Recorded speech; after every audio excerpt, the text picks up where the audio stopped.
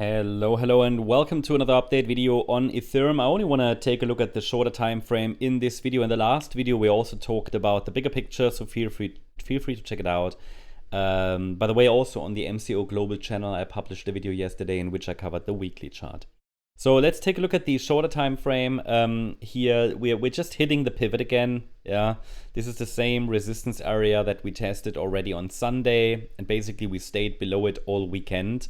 So pretty reliable resistance area for a micro resistance. I mean, we're here on a small time frame, so it's still holding. The pressure appears to be downward still, but we have some interesting reactions. But for now, this is literally just noise because the price formed a lower low.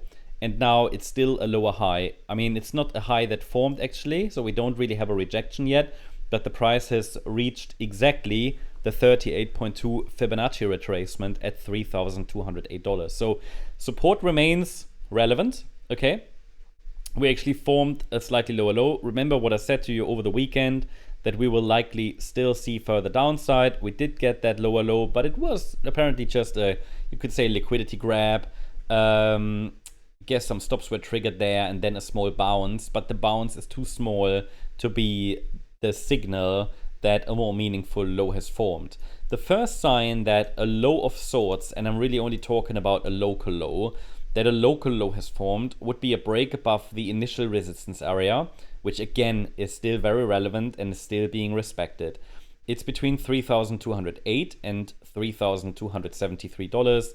Any break above this initial zone could send the price to the upper resistance in the region around $3,680. I'm just highlighting the upper boundary line of the trend channel.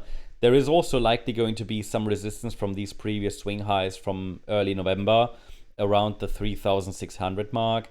But for now, this initial resistance zone is the focus. Then the upper boundary line, I think, of the price channel and the last swing highs, and then we can see how the structure develops. But for now, there isn't even a sign that we break below above the initial pivot. Now this pivot is going to be relevant today. This needs to be watched because as long as we stay below it, the pressure rather appears downward directly.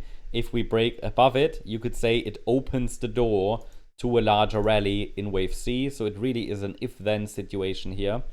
And if we get that larger bounce, then I can give you like the first target projection to watch. I will remove it again because it's not clear that we've actually, that we're breaking out or something. The first one would be around $3,587. That is pretty much where these last swing highs are located, right?